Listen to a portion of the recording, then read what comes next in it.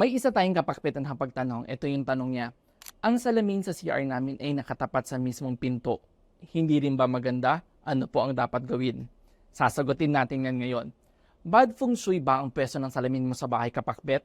Halimbawa sa mga bad feng shui placement ng salamin ay kapag ito ay katapat ng toilet bowl, front door, bed, kitchen at staircase. Pero what if wala nang space sa bahay kaya ganito ang pwesto ng salamin? Ganito ang gawin mo kapakbet. Una, if talagang magagawa ng paraan, ilipat na lang ang salamin.